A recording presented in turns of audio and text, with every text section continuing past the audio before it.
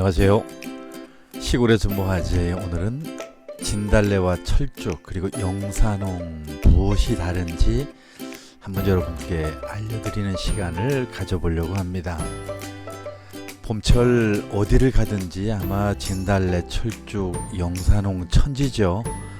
창문만 열리면 온통 이 세 가지 꽃들이 어디에서도 눈에 띄는 게 요즘 추세가 아닐까 그렇게 생각이 됩니다. 공원에 나가도 당연히 이 세 꽃들이 아마 가장 많이 눈에 띌 것 같고요. 특히 그 중에서도 철쭉이나 영산홍 같은 경우는 어디를 가든지 눈에 띄는 아주 가장 흔한 꽃이 되었습니다. 그만큼 화려하고 아름답고 또 예쁘기 때문에 그런 것이 아닐까 그런 생각을 합니다.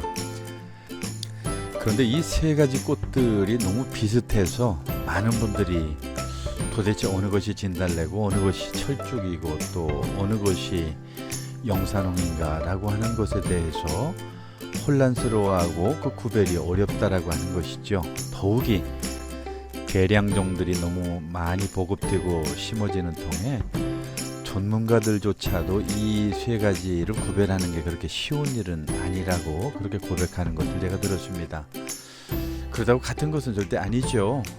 지금 여러분이 보시는 이 꽃은 진달래라고 하는 것을 누구나 아마 금방 알아차릴 수 있을 겁니다. 왜냐하면 진달래는 철쭉이나 영산홍보다 훨씬 앞서서 피우고, 그리고 진달래는 금방 알아차릴 수 있는 것이 꽃만 있고 잎이 없잖아요. 그래서 누구든지 이 진달래는 금방 이게 진달래라고 하는 것을 알 수가 있게 됩니다. 그런데 그것조차도 이 시골에 사시는 분들에게는 익숙할런지 모르겠지만 도시에 사시는 분들에게는 낯설 수밖에 없는 것이 그 꽃들이 너무 비슷하기 때문에 그래요. 모양도 비슷하고 생김새가 하여튼 너무나 구별하기가 좀 어렵습니다. 그런데도 불구하고 이 진달래는 잎이 없이 꽃만 나와 있는 것만으로도 알 수가 있죠. 그리고 화전이나 진달래 잎을 많이 먹어보신 분들은 금방 이 진달래를 구별할 수 있게 됩니다. 그렇다고 해서 다 먹어서 되는 것은 아니고요. 수술에는 약간 독성이 있다고 알려져 있기 때문에 수술은 먹으면 안 되고 잎만 드시면 됩니다. 사실 문제는 철쭉하고 영산홍이 문제인데요. 이 둘은 정말 아무리 봐도 똑같고요. 뭐가 도대체 다른지 알 수가 없어요. 가까이 봐도 똑같은 것 같고 어딜 봐도 좀 너무 비슷합니다. 그래서 많은 사람들이 생각할 때 그냥 영산홍이면 어떻고 철쭉이면 어떻고 이렇게 생각들을 하시는 것 같은데, 근데 가만히 보면 나름대로 그 특징들이 있어서 알 수가 있습니다. 앞에서 말씀드린 대로 계량종들이 많이 나오기 때문에 사실은 그 둘의 장점이라고 그럴까요? 그 비슷한 점들을 다 이렇게 섞어 놓아서 구별이 굉장히 어려운 것은 사실입니다. 실제로 구별이 안 되는 것도 많이 있고요. 그럼에도 불구하고 꽃의 크기라든지 꽃의 색깔, 그리고 수술의 수, 잎의 모양 등을 관찰해 보시면 그 나름대로 그 특성을 지니고 있다라고 하는 것을 알게 됩니다. 예를 들면 이제 철쭉 같은 경우를 먼저 한번 볼까요? 제가 지금 여기 화면에 보여드리는 것은 흰 철쭉인데요. 일단 수술이 많습니다. 보통 철쭉의 수술은 10개 안팎으로 영산홍에 비해서 훨씬 많죠. 그리고 꽃 모양이나 그 크기도 영산홍에 비해서 훨씬 크고 좀 시원시원하다고 이렇게 말씀을 드릴까요? 그리고 제가 지금 바짝 못 잡았는데 그 꽃 밑에 보면 잎에 그 잔털들이 많이 나와 있는 것을 볼 수가 있습니다. 바로 이게 철쭉의 특징인데요. 또 다른 특징은 철쭉에는 그 꽃잎의 반점이 많이 있다라고 하는 거예요. 이거 금방 알 수 있는 것들이기도 하죠. 지금 제가 하얀 철쭉을 보여드리니까 잘 모르시겠는데 제가 한번 빨간 철쭉의 사진을 여러분들에게 보여드리고 잎도 보여드리겠습니다. 보시죠. 그 철쭉 잎에 불긋불긋한 그 반점들이 많이 있고 잎도 저렇게 뾰족뾰족한 그런 잎을 가지고 있는 게 바로 철쭉이 가지는 철쭉의 특징입니다. 조심할 것은 많이들 아시다시피 이 철쭉은 진달래처럼 먹으면 안 됩니다. 왜냐하면 거기에 독성이 있기 때문에 그렇죠.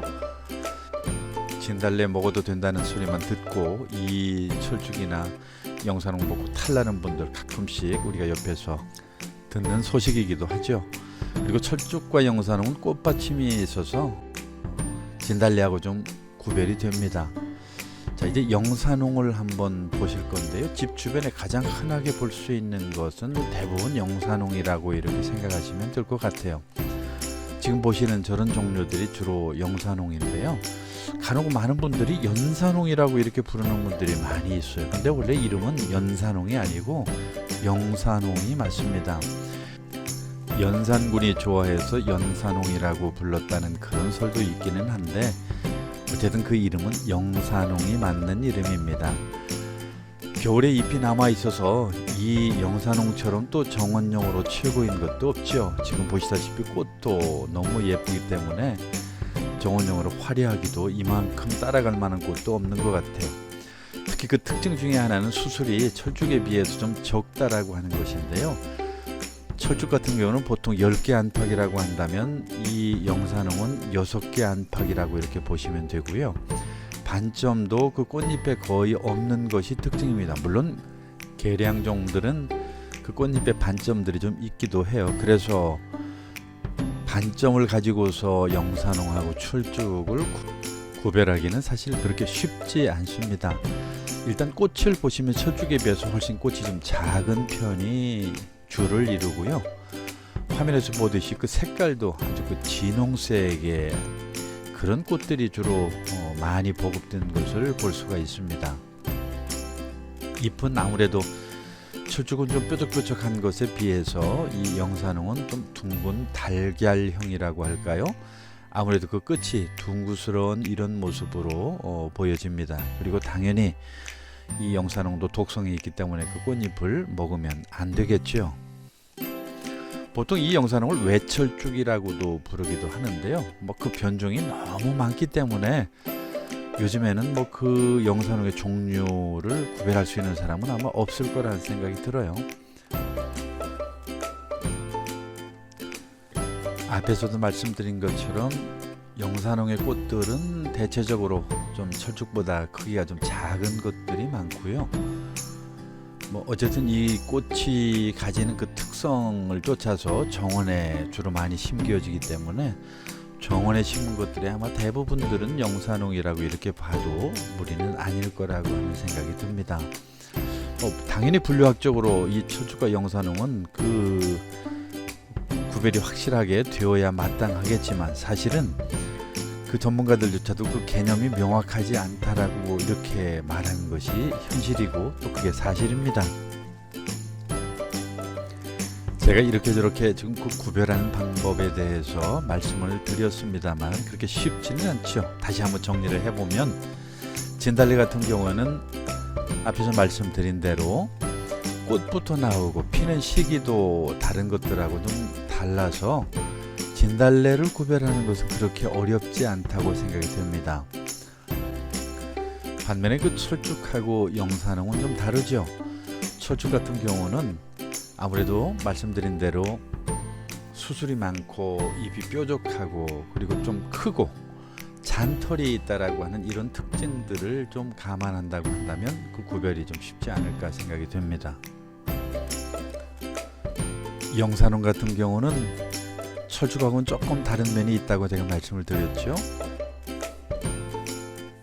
잎이 둥글고 꽃의 크기도 아무래도 철쭉에 비해서 좀 작고 그리고 꽃의 색깔도 조금 자극적인 것들이 좀 주로 많이 보급이 됐고 꽃의 크기도 작지만 그 반점이나 그 수술도 철쭉에 비해서는 많이 적게 나타나는 것이 사실입니다. 이상 지금까지 말씀드린 그 몇 가지 정도의 특징을 아시면 진달래와 철쭉과 영산홍을 구별하는데 그렇게 큰 어려움은 없을 거라고 생각이 됩니다. 물론 말씀드렸듯이 워낙 계량종과 그 변종들이 많기 때문에 이제는 전문가들조차도 이게 영산홍이다 철쭉이다 라고 이렇게 구별하기 어려운 그런 애매한 것들이 너무 많습니다. 오늘도 즐거우셨나요? 더 좋은 영상을 위해서 꾸준히 노력하도록 하겠습니다.